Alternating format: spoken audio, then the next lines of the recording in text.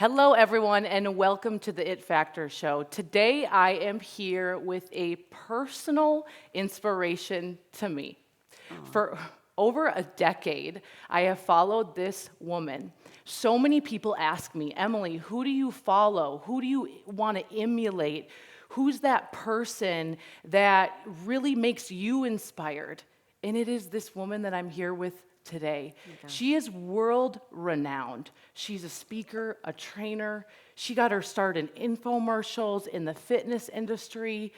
But she is not only world renowned, she is respected. She is respected as a wife, as a mother, as a trainer, as a woman of faith. And I am so blessed to have her here to hashtag real talk with us all day long, because that's what you're going to get from her. Chalene Johnson, welcome to the show. Wow, thank you. That was so nice. I have been watching you, following you, consuming your content for so long. Really? Really, and I don't consume a lot of people's stuff. Same. Like, I have a few people that I watch. It's like a couple pastors, and you have always been one. You can look on my iPhone. It's your podcast is what I listen to. Over 90 million downloads, you guys, on her podcast. And why I wanted you here at this special branding boot camp is because what's so cool about you is you have multiple brands. You've built so many companies, but you've built your personal brand. Yeah. And it's like your companies and what you've done isn't your identity. It's really amazing. Yeah, well, thank you. Yeah. Appreciate it. I don't know how much of it has been as intentional probably as it looks. But it is partly because I've been on this planet for so long. You know what I mean? Like, sometimes when people read my bio, I'm like, I'm tired. Yeah. You know? You're like, that's a lot. I did a lot. It's a lot. But it's...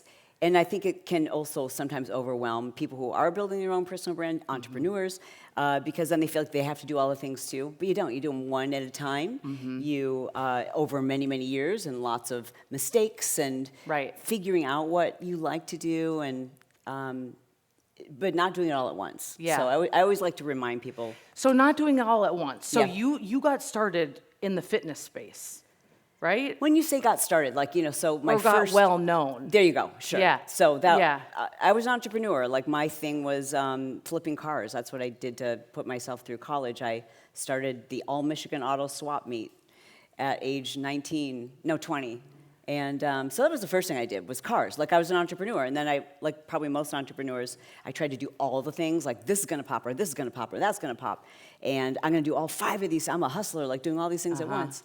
And I just heard really sound advice one day that I was never going to be, like, really successful at any of those things unless I became known for one thing. And I was like, oh, that's such a scary thing when when you feel like you have all these things you could do, it's scary to be told you need to pick one. Right. To go all in on one. Yeah.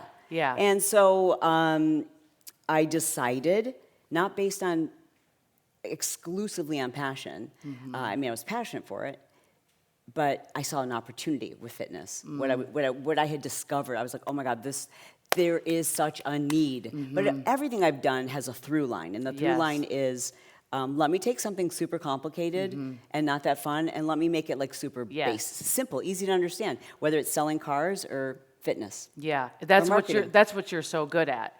Like, you make me want to organize my closet and be able to see my clothes and habit stack and all the things. Like, you were the first person that you really taught strategically of make one piece of content, here's how you extract it in Smart Success. Oh, wow. Like, the intricate C's, you dumbed it down. Girl, Smart Success. Oh, honey. Oh, honey. How do you think I'm here right now? Okay. Yeah. Amazing. And that's what you're so really good interesting to at. hear. So when you... Let's back it up. So when you started to do all the fitness stuff and, you're filming all this, and you guys had your production company, right? Yeah. Powder Blue. Powder Blue. Yep. Yeah. So when you decided to do a new thing, was that hard for you, or did it just like seamlessly happen? No, fitness was, like I said, it was like an opportunity, right? And I wanted to go all in on it, but I never felt like a fitness person, And I loved fitness. Today, I mean, obviously I work out every day, most days, and it is my drug. I love it. And when I owned my own company, I loved it. When I started doing infomercials and doing consumer fitness, I hated it. Why? It just wasn't healthy. And there was just so much like BS. And then also I wasn't my own boss for the first time, you know, so I was working with a major company, a major partner, and I'm a marketer. And so we would fight, we would argue, and I'd be like, I'm not gonna say those words. She doesn't wanna hear that. That's so cheesy. That is so dumb. We don't talk, like women, we don't talk like that. I can't say those things. And you know, if you're not the person who's in charge, it's just hard. If you're used to being an entrepreneur, like even though it's a partnership, I was, you know, I was the hired talent. Right, and it's like you see things different. You have a different pulse. And it's like when you get hired for a gig, it's like, no, it's going to be better if we do it this way, but sometimes contractually you can't do that. Yeah. So there was that, and I also, it became unhealthy for me because we were marketing my body, you know? Like your program's only going to be as good as your body is what you basically learn. Right. And I didn't like that. It was unhealthy for me. I was exercising now for hours and not eating food and afraid of food and afraid of not, you know, like what I had to do, what I thought I had to do was just so unhealthy. And then to stare into a camera lens and say, and you can get these results too in just 30 minutes a day. And I'm like, but I can't. Yeah. I'm having to do like 4 hours a day. Yeah. So you knew, like, from an integrity perspective, you're like, integrity and my own health, you know. Yeah. In fact, you know, it was going to the Amen clinic locally. I had my brain scanned after doing a podcast with Dr. Amen, and he was like, you need to come in. I'm like, okay, this is going to be fun.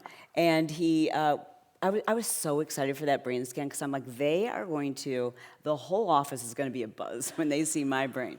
They're going to be like, we've never seen colors like this before. We've got a genius, right? And you go through like all these like tests on the computer, and I fell asleep. What? In one of the tests, I'm like, oh, how do what do I do? I have to I have to pretend that something happened because like geniuses don't fall asleep while they're taking these tests. And it was just like such an eye-opening experience to see what was going on in my brain, the level of ADHD, and how unhealthy I had become. So what year was this, or how long ago was this? I don't know, but I know I was 45, and I'm 54 now. So if someone can do the math, I guess that was 9 years ago. Okay. So you go in. But I identify as 35. Yes. Yeah. So you go in and you get your brain scanned, and again, like you guys, we'll link this episode she's referring to. And what came out on the other side of it, like when you got the scans back?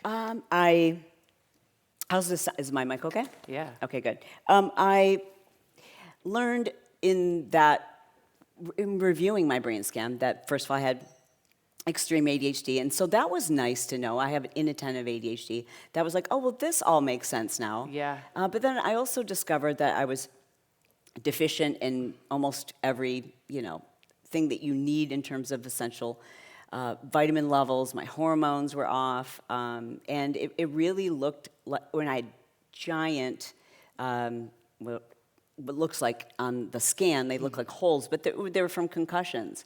And so my brain health was really poor. And then on top of having ADHD and on top of concussions from my early childhood, I was doing all these lifestyle things, like not sleeping, like sleeping 4 hours, 5 hours a night, over-exercising, malnourished, all of these things, not eating any real foods. I was just eating, like, if it came in a package and it said high protein, then I was like, oh, I can eat it. Just give it to me. Yeah. And so, you know, Dr. Raymond was just like, listen, I know what you do, but you're not healthy. And I was like, and it was just like the last sign that I needed. I'm like, because what am I doing? Right. and what have I done to everyone else who's followed me? And like I used to do this big motivational camp called Do More, and it was just like, just everybody just do more. Like that was like my whole mantra. Now it's like do less and make more. Yeah. Oh, it's straight up. Like, Yeah. and this is why I resonate so much with your content, because it's systems. There's like a level of intelligence behind everything that you do. But it's interesting to hear, and it just shows you guys. It shows growth, that this is where you came from. Yeah. And so when you're learning, like, oh my gosh, my brain and this and that, what was that like going home to Bret and the kids? And did you change all the supplements? Did you change, like, what changed in your life knowing these things? You know, I immediately started grieving because I knew I was done. I immediately started feeling like it's over. Like I wasn't going to announce that to anyone. I wasn't, you know, obviously I have this partnership, but in my mind, I was done. I was never going to film another video. I quit teaching my fitness classes, and I was like, I do not want my kids like having to care for me years before they should. Like I did this to myself, and how many other people have I done this to? Because I've got a platform, and they do what I do, and they eat what I eat, and they everything. And this, I have a huge responsibility. But also to my family and to myself. And so I knew right then and there I was done. But contractually, I knew I had to kind of play my cards a little differently. But it was grief. It was like grief. You kind of, and when you move on, which isn't, I hear people say like I've never reinvented myself. You just evolve. But as I've evolved, you sometimes have to grieve. You have to be sad in order to move on. I mean, that's really important. I think a lot of times we don't give ourselves permission to do that, or we think, I'm supposed to keep doing what I'm doing because leaving it makes me feel sad. That's not necessarily true. You know, it's an evolution. Yeah, this is deep for me as I evolve and I feel this so deeply. And I was talking to my fiance about that as I step into the new and do new things. I was like, I feel sad. And it's like, it's good to know, like, it's okay to feel sad because you did something for so long. Right? And so sit into it. So what was the next thing you did? Like, when did you first do, like, your program? Well, we sold all of our fitness companies. That was fun to do, to exit that. And to also be like, oh, I get to focus on one thing again. We started creating online. I started going, okay, infomercial, like long before they started to die, I was like, I'm looking at my own behaviors. I'm not channel surfing. This infomercial thing isn't going to last forever. So that's when I started realizing, like, I need to learn how to build my own brand online. Like, how do you do this? I didn't know anything about any of the things, like, you know, email sequences and landing pages and all of those things. And this is 100 years ago. But I just started going to school, you know, like educating myself and going to all the seminars and paying for all the mentors and all the books, and just went to school while I was still kind of like letting my contract fade. And then, you know, all the work that we had to do to position to sell our businesses and our IP, you know, sold our IP. And that was a grieving process. I literally went to a therapist, and she's like, oh, this is grief. I'm like, oh, that's what this is. That's what this is. And then it was kind of fun, you know. Like I felt like I was now stepping out of something where I never felt like I belonged, and it never felt like home, and back into what I love, which is just teaching people systems, teaching people. And at first, the very first program that I launched, digital program that really kind of took off, was called Smart Success. And it was just teaching people, like, how to get your life in order. And and I know that sounds like super vague, but it was like where do you start? How do you know what you want to do? How do you reverse engineer then? It was so good. So I bought it, by the way. Okay. No, truly. And for me, it was like, it's like revealing the curtain of Oz is exactly what you do, and it's like the intricate steps and details. You know, like I shared, to the point of content. Like, here's the thing about you're always 10 steps ahead of everybody else. Like, you're saying all this stuff, oh, you know, everyone has this site and this and that. You were like the first. Like, I feel like truly that did it right. Thanks. And marketing, like, you are a marketer. And you're always 10 steps ahead. And you're always on it, the pulse. Like, you just are, girl. Well, it like, doesn't feel that way, but I appreciate that. I'll take it. So Thank when you. it comes to social, Yeah, right? Let's yeah. talk brand. Yeah. People Yeah. want brand. Right. And you have your personal brand. This is why I deeply resonate with you, because I feel like I know you. Like, you guys were just on your trip. You were gone for a while. I'm like, 7 months. I like, you are so, I know this word is overused, but authentic to another level. Oh, thanks. And it just shows. This is why you have the amount and the audience that you have. Have you always been that way?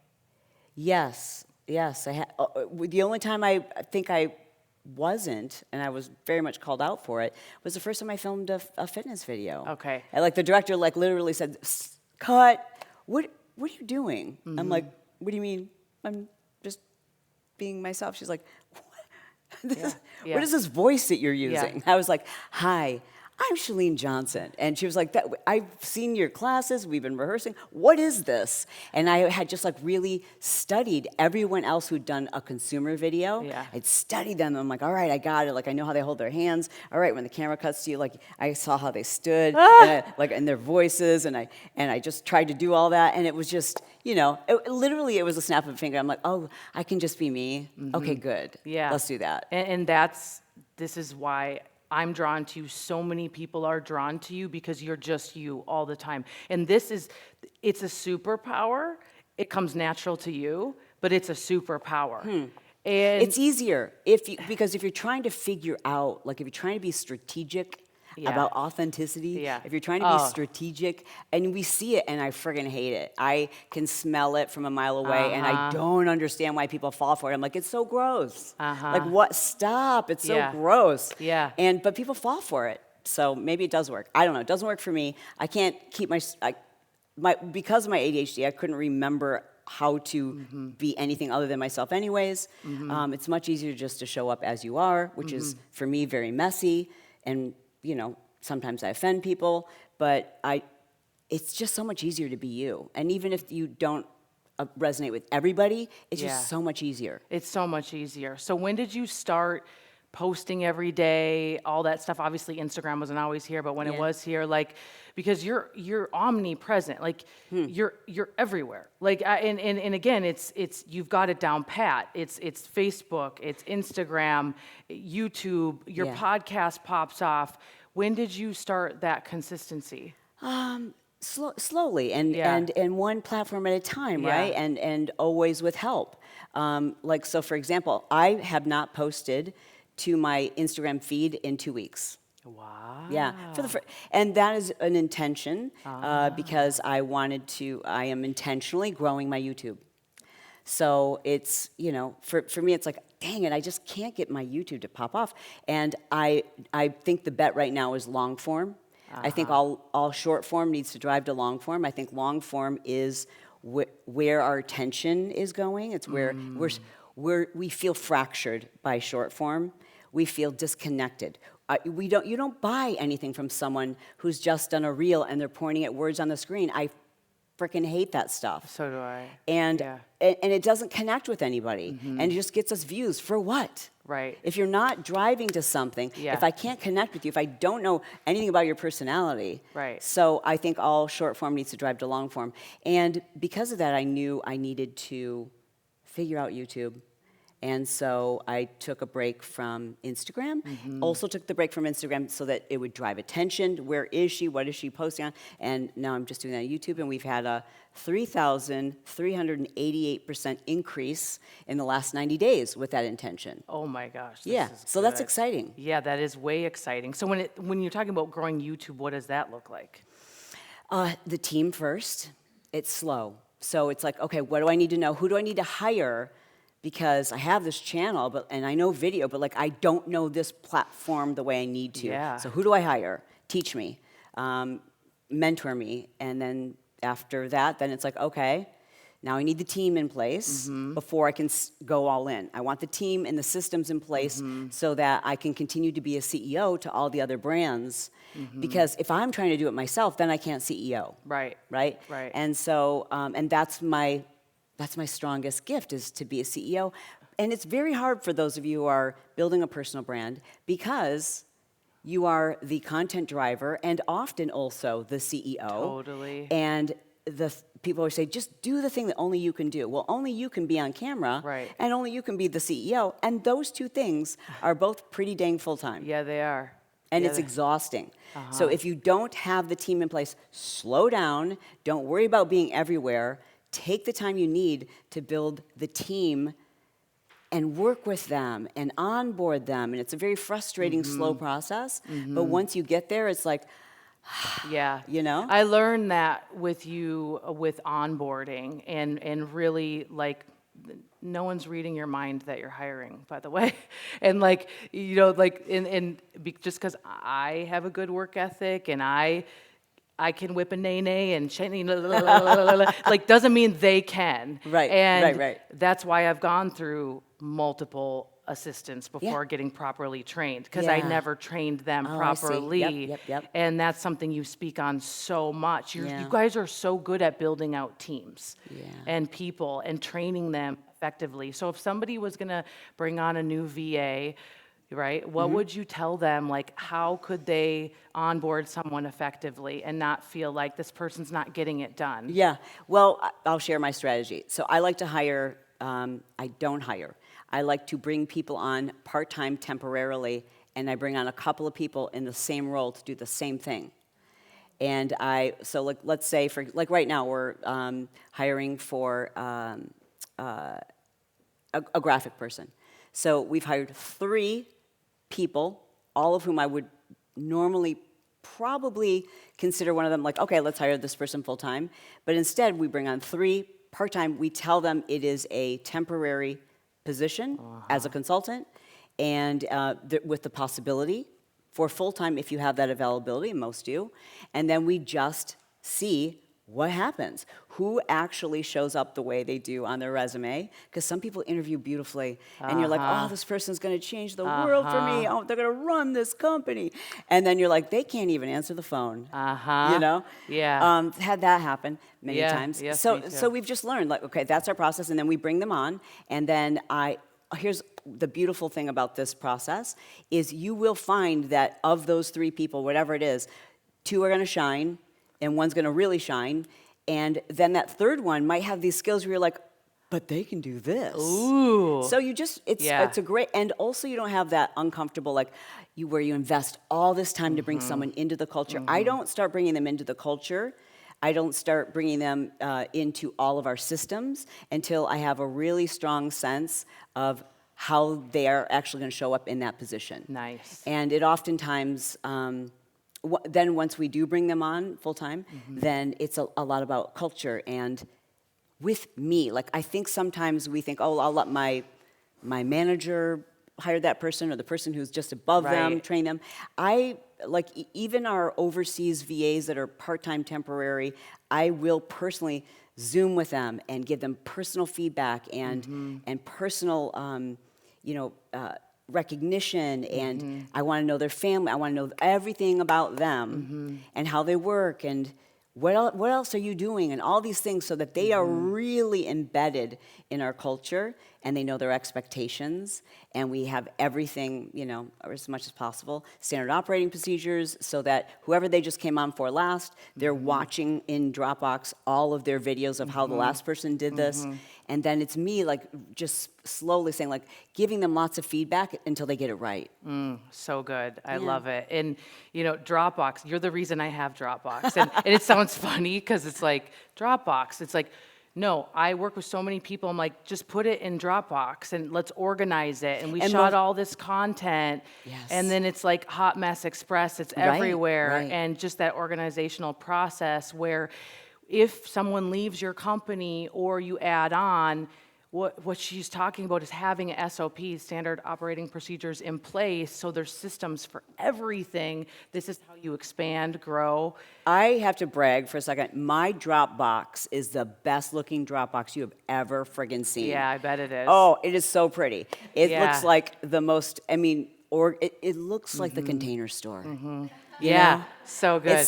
And every system in Dropbox teaches whoever's just come on, they can see what steps are next because that's how our Dropbox is organized. So good. And I know that so many people treat their Dropbox and their your digital assets are everything. That's what slows you down. Right. Like, and the reason why we can't go faster is because of digital. So if you can get all that organized, Yeah. it's beautiful. Right. Like eventually, and a lot of people listening to this right now, or even in the room at our live recording, they want to be speakers. So an example of this is like all your speaking stuff, put it in a folder. So when it comes to making your reel or pulling clips for speaking engagements, it's just good to go. Everything. Yeah. Everything gets in Dropbox Yeah. and everything is, Yeah.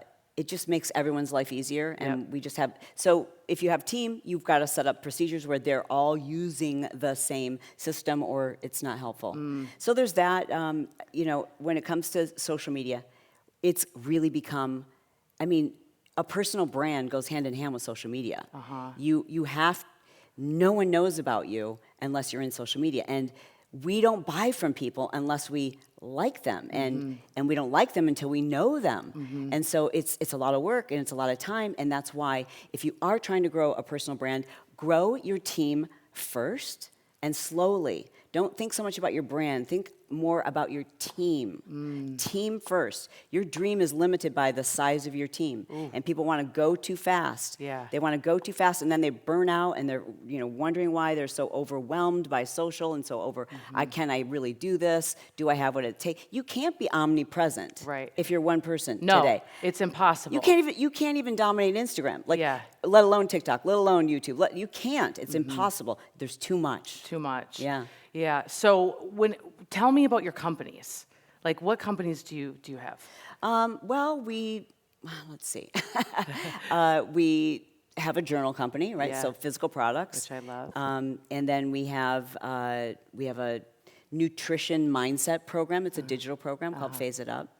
And that's like RDs and it's kind of like Noom but a baby version. We have marketing programs, right? So we have digital Marketing Impact Academy, which is I think we're at 12,000 members. Wow. Something like that. And that kind of takes anyone from I have an idea, but I'm not sure what to do next. I love that person because then you won't do the wrong steps first. Right. We help them go all the way through to the place where you're scaling.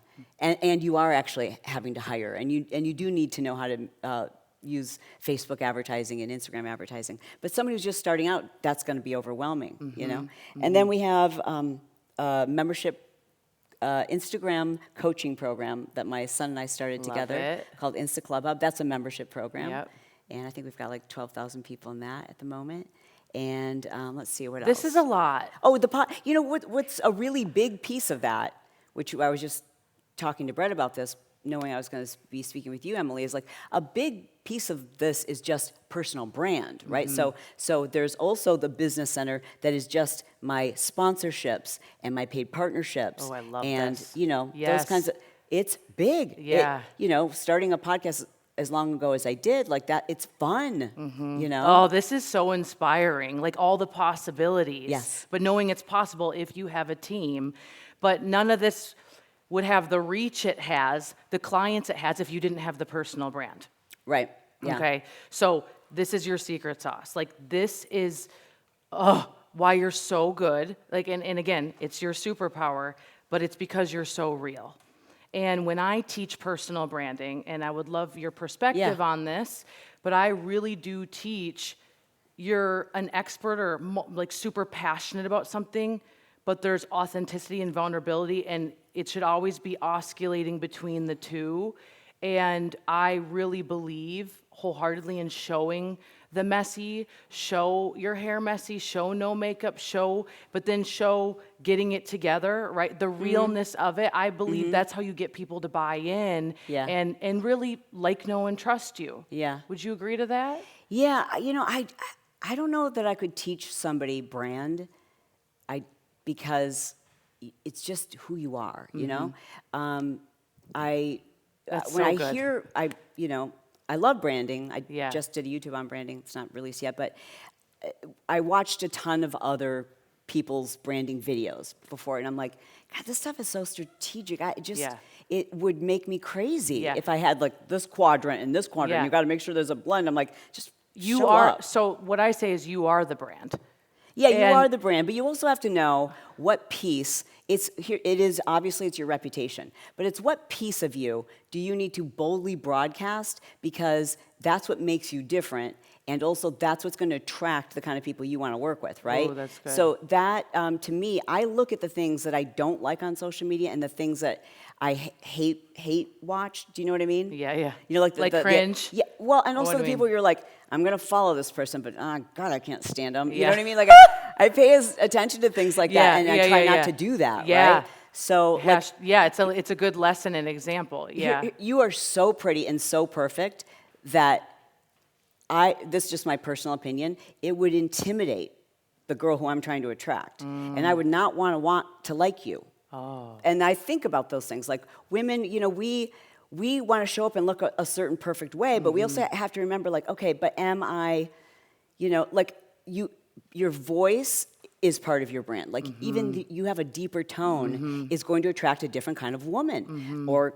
a different type of client, because there's an authority, there's a confidence, there's Yeah. even that. Like voice is branding. Like think about Right. how the Kardashians speak with the Right. California upturn. Like, Yes. Wow. all of these things, they resonate with someone, right? Like the podcast that my daughter listens to, I'm like, I love this content. I can't handle this woman's Yeah, voice. yeah. I can't. Yes, Right? yeah. And so like all of these things are part of your brand, and you don't change it.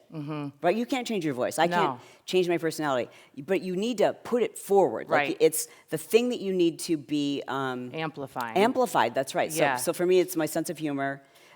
It is, family, and it is that I don't know how to do anything domestically. Like these are the things that, I just put out there because I'm Yeah. trying to attract. Who I'm trying to attract is someone like me, because I get along with people like me Same. better. Same. Right? Yes. Yeah, it's like it's not even like that's who I want like to help. It's like, no, that's who I want to hang out with. Same. I can't stand like get out of like unfollow me if you're gonna notice my typos. Right. I hate you. Right. We're Oh, going. I had one of those the other day. Like, literally, She's we're like, not "Can I gonna get edit- along." Can I edit your caption? I'm like, oh, come on. What are you doing? Like focusing on my caption right now? Like, But there's I somebody know. who is that perfect, Yeah. and they should be matched up. Yeah. Right. So Yeah. I just like so I started right away when I went to social, just going like, I'm very easily distracted, and I want to attract people who have a sense of humor, don't take themselves too seriously, like rap music, probably Christian, but the one thing I would say I hold back on with my authenticity is I love the F word so much. You don't know how much I love it. And I try not to use it Yeah. in social, but Yeah. I use it on Patreon like Yeah. I drive a truck. yeah, Like, yeah. It's my favorite word. Right. That and bitch. Yeah. Can I say that? Yeah, yeah. But Yeah. Beep. Yeah. Yeah. Beep, beep. Yeah. so that's the only thing where I kind of don't put that out to the public, because I'm Right. like, Yeah, if the kid's listening or Yeah. whatever. Yeah. Okay, so how do you figure out, you talk a lot about ADHD, you give a lot on that. I'll be right back. You and Bret, when Bret does his scripts and the videos, and I cry. Oh. I cry. So Bret is Let's talk about Bret that. is her husband, who is amazing, by the way. I just appreciate him and how real he is in all that he does. I love hearing from him. But they do these freaking skits, or when he does his videos, like he'll put a wig on and act like me. But hang on for a second. He's great. Yeah. But he's not funny. I'm funny. Yeah. I write those scripts. And then I have to promise to have like freaky sex with him to put the wig Yes, on. yes. Like you don't know, and he's never in the mood to do it. I'm like, just say this, and I write every line, and he gets the credit. Everyone thinks they're like, your husband's so funny. I'm like, no, I am. He's not. Yeah. So I found the wig, I wrote the script, and I'm making fun of myself, and I'm giving him credit because I'm just that giving. yeah. I love it. Oh my God. So the planners listening are imagining, are you scripting out at home like, okay, honey, go get the wig. Like today Yes. we're gonna film 5 videos that are No, so, just one is the yeah, most I can get out of them. Are yeah, you kidding me? Yeah. One. So do you plan it out like, Yeah. we've got, we're gonna do the ADHD, we're Yes. gonna do, and something else that I again had so much respect for you when you talked about your case with the Oh, whole, yeah, yeah.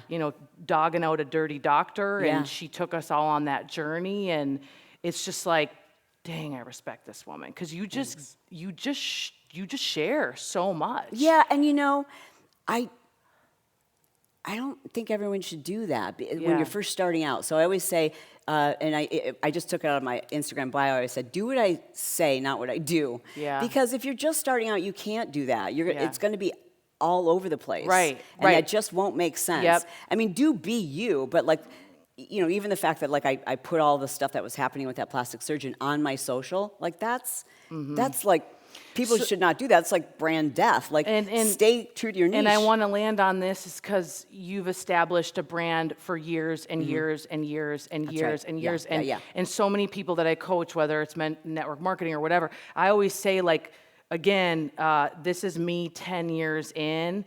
I can go do this stuff now. I've Yeah. earned the right to do that. I've built this up. But if you're coming up, like, to be all over the place, no one's going to want to follow that. Yeah, we don't have time. Yeah. Like everything is different, and I think it's really important to remember that if you're looking at someone, you're like, I want to be like them.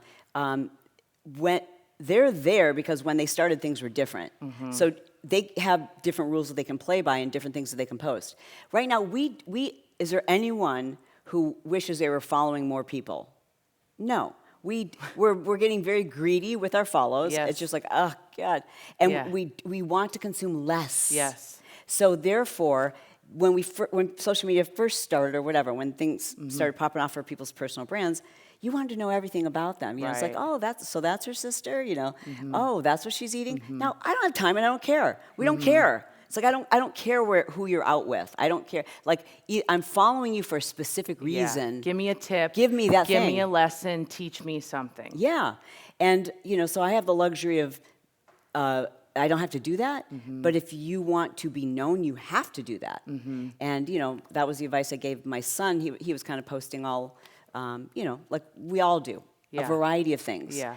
And he just niched all the way down just to Instagram growth, and only focus on that. Now he's got a million other interests and talents and skills, and could be posting about those things. But just by doing that, he grew like 400,000 followers in a year, all real. Yeah. Because people aren't going to follow him to say like, oh, what's his workout today? Right. And oh, where is he going traveling? No, Yeah. I'm following this account because I'm trying to grow my Instagram. I'm following this account because I want 5-minute makeup tips. I'm following this account because I want to know how to build my brand. We follow accounts because they give us something, or we're just looking at stuff because it's entertaining. Right. Right? Like TikTok all night long. So before you post, what do you think to yourself? Like, is this gonna resonate with your people? And when I say your people, are you envisioning that girl that's like you? Yeah. Tell me about that. Yeah, I want to attract someone who's easily distracted. Maybe they don't even know that they have ADHD, but like they're just easily distracted, has a great sense of humor, and I want to help them understand that you need more than one source of income. That's what I want to teach them, and that it's like, don't be dumb. It's Yeah. time. Yeah. What are you doing? And so my goal, and I'm sharing my own Instagram strategy, but I don't think you should do this. But I'm going to share what I do. I just post things that are going to attract someone who's like, I want to hang out with her. Yeah. Like, I want to be friends. She's funny. She's real. I want her to be my older sister, not your mom. Rude. Yeah. And so I want her to laugh. I want her to like go, and I want her husband to go like, oh, Yeah. I could hang out with them. Yeah. And I just want them to like me, so Yeah. they'll spend enough time on my stories. Yep. And if you spend enough time on my stories, I'm going to say like, hey, I've got this other thing. If you really trust me, then let me help you build an additional stream of income. Let me show you how to do this. Let me show you what it looks like. And it's a long play. Every single time I have openings for our Marketing Impact Academy, someone will say, I've been following you for 12 years. Right. And this is the first thing I've ever bought from you. Yeah. You know? Yeah. So you just have to be, willing to for this to take a long time. Yeah. Building a personal brand, you can get traction in a year. Yeah. But it's a lot longer than that to like blow up. Oh, for sure. It's like I've been serving every day, whether it's stories, online, Facebook, for over 10 years. Yeah. You know, it just And that consistency. consistency, and through the ups, the downs, the all arounds, the like I've just committed to that. Yeah. And it's like now people see things pop off, but it's like, oh, it's because day in and day out. That's Yeah. why my show is growing the way it is. The things, it's like I've just continually showed up Yeah. for her. When I envision her, I Yeah. see her. I'm like, okay, I'm going to talk to her today, and you know, whatever I can give to her, that's what we're going to do. And Yeah. this is who I am. Take it or leave it. Bye, Felicia. You know. Yeah, I think a lot about what is also not attractive to the person who Yeah. so you can get really caught up in posting things because everyone else is posting that kind of content, you know? Yes, yeah. And so I really think to myself, like, okay, I could do that too. And yeah, that seems like it's really popular, and I could do that too. But I don't personally like it. I Yeah. don't necessarily resonate with it, so I shouldn't do it. Right. And so I think a lot about that. I think about what makes somebody likable and what makes somebody intimidating, or what makes somebody I don't know. I just think there's a lot of phony on Yeah. on Oh social. yeah. And I always say there's look at me girls, and then there's come with me girls. Yeah. You're a come with me girl. Like you make us feel invited to the party. Like we're invited in, which again, this is self-awareness.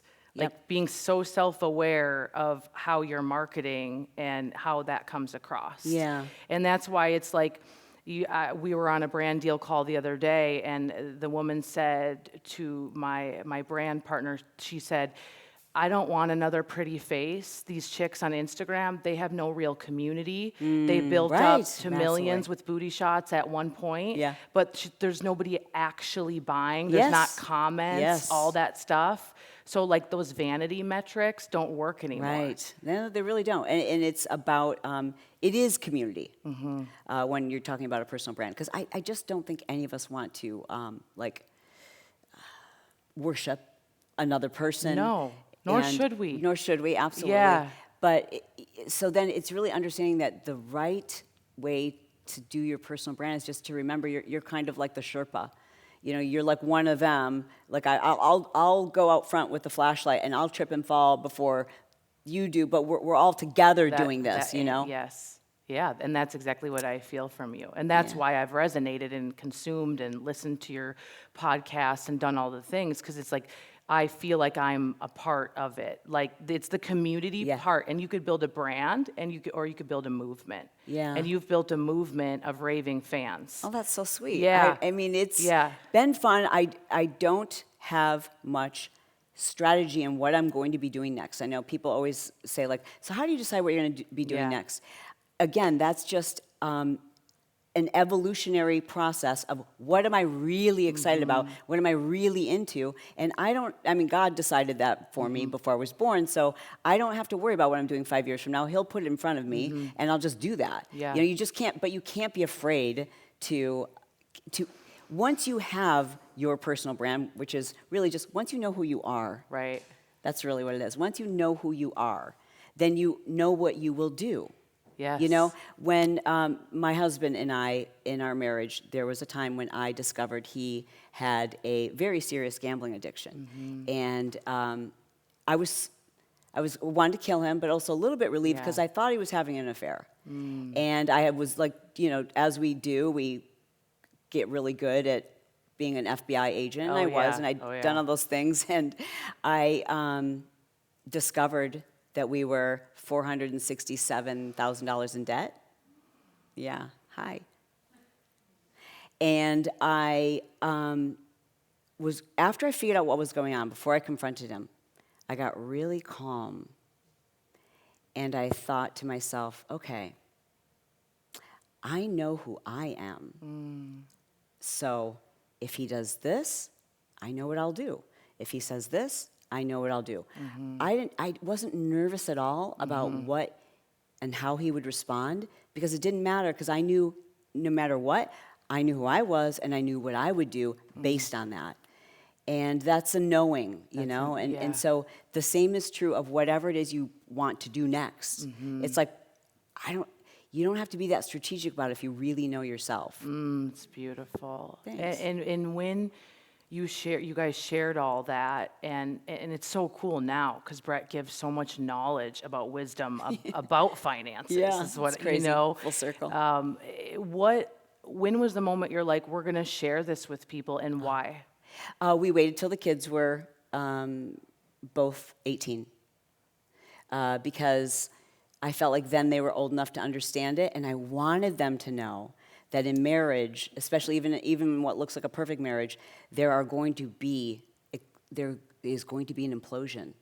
All marriages have some kind of implosion. It might not be that big, it might be bigger than that. And how those two people decide to commit to each other and get through it is what matters.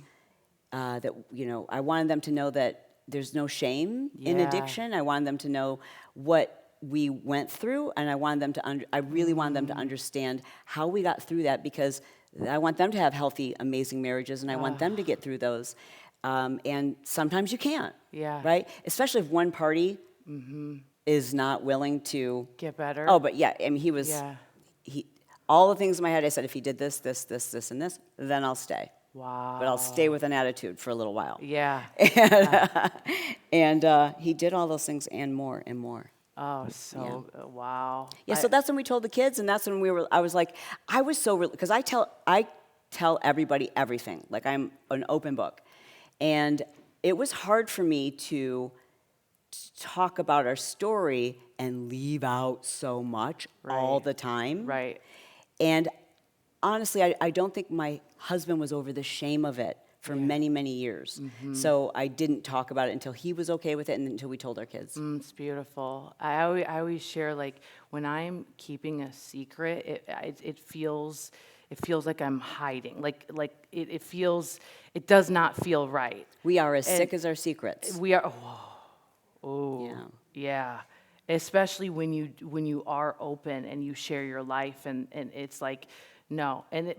What I love about this is you came out on the other side of it, and because you are so service-minded, that's what I love about you. You give so much to people. You do. Through, like, most people be like, I never want to say, I want to publicly, what are people going to think about me? I don't want them to judge me. And you guys go, no, we built a bridge, we got over it, we healed, there's restoration in our marriage, and we got over it, and now you teach other people, and that's respect. Truly. I think that sometimes that's the only way we can make sense of our challenges and the things that have happened to us, that you're like, why did this happen? How did this happen? Why would God do this, right? And he does those things for us, and he wants us to use them. And so for me, I just want to explain to people what, and I'm not saying you need to do what we did, but if I can help someone, that's all of these things that have happened for you that you just go, wow, how did I even get here? That's God giving you an opportunity to say, like, here's another purpose, here's another purpose. And, so when people are like, what is my purpose? I'm like, you have so many. And you have some that you haven't even experienced yet. Yeah. Yeah. What's a couple tips of how you guys started to work your way out of it? The finance stuff. Oh, financially. Well, first of all, I took the finances back and for quite a while, and I gave him an ultimatum. And when I say an ultimatum, not like a threat, it was like, if you don't do this, then I'm gone, and we're gone. It was, for him, it was therapy. So he did EMDR therapy 3 days a week for 2 hours each. EMDR, write that down. And that was intense. And then it was just the way he showed up. Yeah. He was so relieved. He was so relieved. It was like the way, I was, that made me angry, like how happy he was. I'm like, because it was like, the secret's over. Like, it was his full time. You can't lose that kind of money, honey, and not have it be a full-time job. It was a full-time job. That's full-time lies. Oh, wow. Yeah, that's a lot of I was living another life. And so he was ecstatic to have it be gone. And he was so relieved. Like, he was like it was a person I'd never seen before. I had never seen that man. And from that, we call that our 2.0. From that day on, I was married to an incredibly different human. Wow.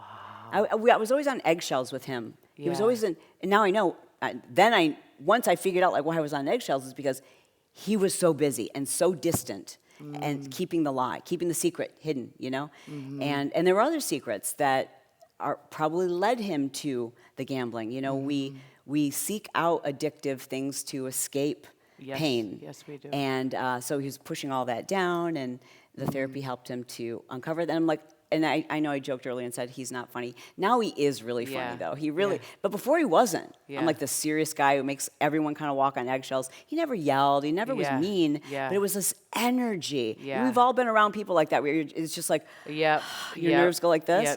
And I hated that feeling. And I remember at times thinking like, this is kind of a sucky marriage because of his energy. If he just had better energy, I mean, there's like nothing. The marriage was great, but like, why is his energy?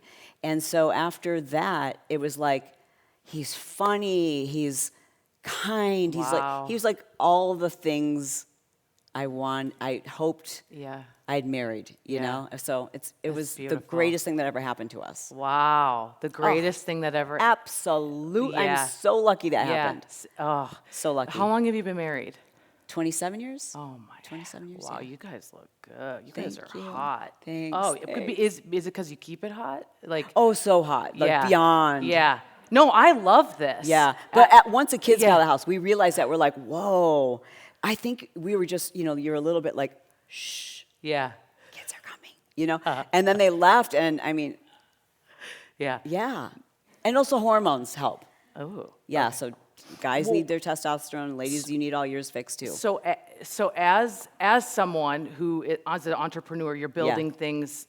You guys you've had huge events, always on the go. You're a worldwide speaker. All the things. That's an illusion. I'm not though. No, I'm not. I'm not on the go work wise. I don't do stuff. Like I'm so introverted, and I say no to. You say no to a lot, but what I mean by that is you're producing, you're creating, right? You're busy. Yeah, sure. And so what is a tip that you've kept your family intact? Marriage, kids, now both of your kids are married. Brock's been on the show. I just love and adore him.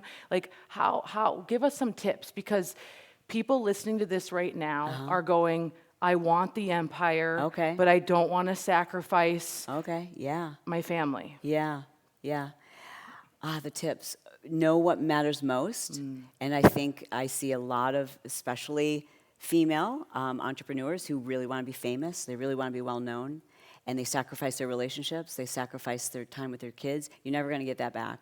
I negotiated in all of my contracts, even when I was working with Beachbody, that I would do no appearances, because that would mean a weekend. And I'm not going to miss a game. I'm not going to miss. I've got 18 years to get this right. I can be a mogul later. I need to make sure the kids are, and especially after that happened with Bret and I, we were just so committed to making sure their home was peaceful and creative and fun, and that they saw love and that they didn't feel stressed. So we had so many systems in place when they were young. So we had things like there was no talk of work after the kids came home. Wow. So we would, and that's hard because we both like jive on it, love talking about it. So we would have code words. He would call me Smalls. He'd be like, oh, well, that's interesting, Smalls. Or I would call him Handsome. And that would mean like, okay, let's talk about this later. Yeah. We didn't have any, so we had, a lot of people worked in our home. I had lots of help. So I had an executive assistant. I had a full-time house manager who like picked up the dog poop and did all the domestic things and did the laundry, so that I had enough time to be relaxed when I drove them to school. And so that I had enough time that when they came home from school, I could actually be present. So those things were really important to us. We did not ever put what we were doing ahead of the kids. So we would just say, is this good for their mental health? If I'm gone for 2 weeks and they're young, I'm sorry. I just don't think that's good for kids' mental health. Right. It doesn't make them feel safe and secure. So, and that was our joint, and I'm not judging anyone who does that, but I just would not do those things. So I didn't do any speaking appearances until they were in high school. And then I would maybe do 2 a year, and it would just be a flight there and back. I didn't do anything like on other coasts or European, because I knew I had a minute. Yeah. And guess what? I have the best effing kids on the planet. Yeah. They're so healthy. We got them in therapy young. Yeah. You know why? Because you should. Yeah. And they're healthy. Yeah. And they're so secure in the love that they felt in our home, and Yeah. our home was peaceful Oh, and fun. Yeah. Like we danced and we painted and it was very creative. And I think if they don't think they had a good childhood, then I need to know. yeah. Because- you better notify. Right. But they always tell us how much they saw the sacrifices. Not sacrifices. They weren't sacrifices. They saw the boundaries that we established for other people. They weren't maybe work-wise, you could say there were some things we sacrificed, but it was really just boundaries. And then now that the kids are gone, it's also not slipping back into my own personal work addiction, and that requires team. Oh, You know? tell me about that, because I feel like I can relate. Yeah. Well, it's a drug. Like, It work is. is fun. It's I mean, so fun. So fun. It's so fun. Why do I have to sleep? I don't know. Sleep is so boring. Yeah. Yeah, I love it. So tell me about that. Like, Yeah. when did you identify? How do you set standards for yourself? You know, like I cannot imagine you laying on the beach for like more than a couple hours. I can or a now. day. You Yeah. can? So my Yeah. husband and I just have been traveling for the last 7 months, which is crazy. Yeah, it was fun to So we watch. went. We did months in Europe, and we were still working though. Yeah. Right. We're still working. It's not like Yeah. But it was so fun because we just did a couple of hours each day. Yeah. And but that is something I didn't used to be able to do. So I couldn't go to a movie, even though I was present with my kids when they were really young before I dealt with my addiction, which is work. So when Bret was gambling, I sensed that energy, and my brain, because of a past experience as a child, my brain told me, oh, you can make everybody happier if you make money. So his energy made me go into work addiction. So I, would just work around the clock. And if I wasn't working, I was thinking about work. Yeah. So I if someone would say, let's go on a vacation, I'd be like, why? Yeah. Or go to a movie, I'm like, why would we do that when Yeah. there's so much, you know what I mean? Yeah. And so then when he went to therapy, his therapist suggested that I get a therapist. And I'm like, okay, well, this will be interesting. What could they possibly have to fix about me? Like, Yeah. what, I work too hard? Right. I'm too nice of a wife? I'm like, this will be... I'm like, this is going to be, I'm going to be his favorite client. And so I went to therapy, and in therapy I found out that I had an addiction. I did EMDR therapy. Okay. And it helped me to remember, it wasn't like I was suppressed, but I was just like, it helped me to connect why I was addicted to work. And so when my parents, who are entrepreneurs, when I was, I think, in 6th grade, they had a fire. And they had owned a business where they liquidated companies that were going out of business. So let's say, the clothing store down the street is going out of business, they would liquidate it. And so at this point, they had taken all of their savings, all of their money, and bought a chain of literally clothing stores that were going out of business to liquidate them. And this is in Detroit, and it was very competitive and very dark. And somebody set their warehouse on fire. They had everything in it. my God. So they lost everything. And my dad, who's a wonderful communicator, and he didn't mean anything negative by this. It was an opportunity in his mind to teach me about interest. So he sat me down in his office and he said, your mother and I, we're going to be fine. Everything's okay. I want to teach you how your money can make money. And I said, okay. And I'll never forget, he had my little blue bank book that, every time a grandma gives you money for a birthday. And so I don't even know how much money I had in it. I was in 6th grade. How much money could I have? Right. And he said, we're going to borrow your money, and your mom and I are going to pay you back more. Now, he was teaching me a great lesson. And you don't know how your kids are going to process things. But in my mind, I went, I'm in 6th grade, and my value is I'm supporting this family. In my mind, I thought, and it made me proud, but I also took it on as an identity. Oh. And I never asked for $1 from my parents again, not for lunch money or clothing, anything, because I was like, this is my value. This is why I'm important in the world. Right. I can make other people happy. I can make other people secure if I'm making more money. And it wasn't until I did EMDR therapy that I was like, oh my God, Yeah. that's what it was. Yeah. So it was untangling that belief and going, oh, that was a false belief. That was a false belief Yeah. I carried for far too Yes, unknowingly. long. Unknowingly. So I think and I can still dip into work mode as a distraction. It's fun, right? It's just like anything. Like if it's fun, it's hard to break. It's a dopamine hit. Right? Totally. And I feel that my all day favorite thing in the world, though, is I need you to tell me about your problems and what's going on in your business, because I love the dopamine I get trying to fix your things so I don't have to think about my things. yeah, Like, yeah. that's my Yeah, favorite. yeah. I'm like, tell me your problems. What do you think your it factor is? Just, I'm going to be incredibly honest. I can't not be honest. Brutally. I just think that makes people feel comfortable. I think that makes people feel safe. I think it creates a reliability. I think it saves people time. If you know someone's always going to be honest, always going to be authentic, it just saves you time. It saves you headache. It saves like it's one less decision you have to make. If you're around someone who you know they're going to be honest, they're going to be, and they're always going to show up that way. What do you wish you knew a long time ago that you know now? Help, more. I wish I learned to outsource sooner, probably. I wish I had, just that. Yeah. I think. No, it's major. That's how Yeah. you scale. Yeah. And I hope that people realize that you are enough. You don't have to do it all at once. Slow down. Don't look at everybody else's stuff. Like if there's advice I could give people, it's like I don't look at other people's social media. And when I do, and I realize, I'm like, oh my God, wait, I'm doing that too. I need to stop doing that. Like I just when everything starts to look the same, I know. then I'm like, oh, I got to stop doing that.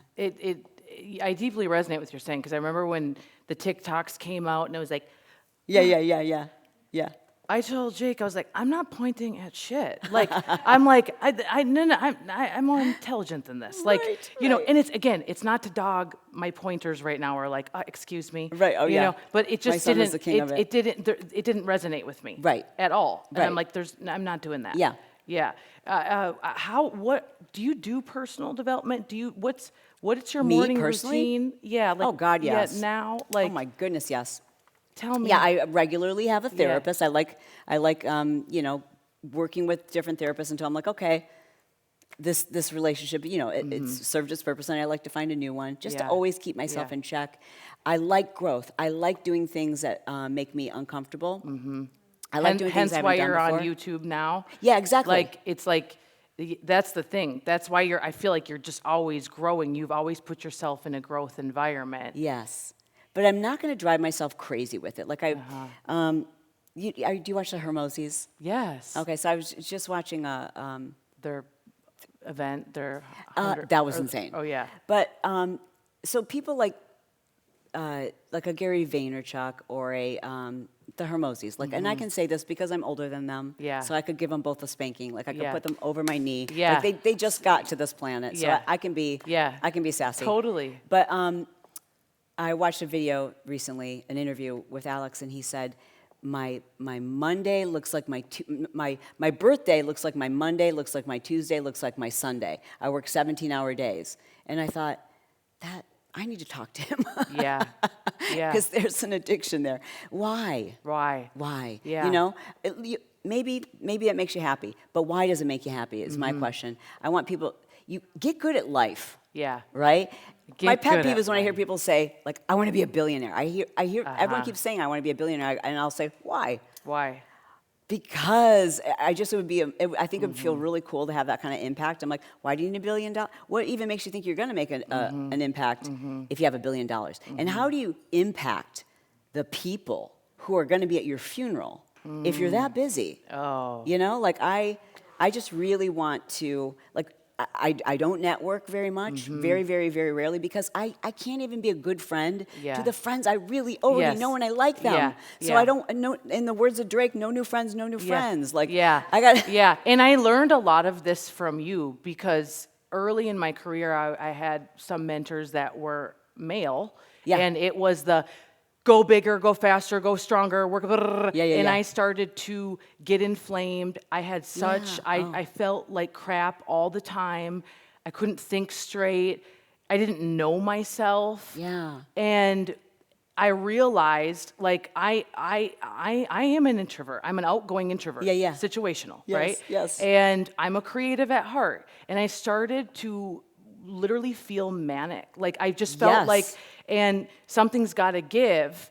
But I was following the echo chamber that was like, work 17-hour days. We do what we see. Yes, and until I learned how to work smarter. And a lot of this is from you guys, with systems, standards, all that stuff in our lives. Like, I'm a feminine being, and I want to stay healthy, and I want to be a good wife, and I eventually want to be a good mom, and you know, like, all that stuff. And so we do have to be very careful when we're online and we're picking up people's books, and it's like, if we're subscribing to their message and taking it like it's the Bible, like, take a look at their actual life, and are you built like that? That's right. I'm not a dude, and I don't want to be. I believe you that you're not a dude. I do. I believe you.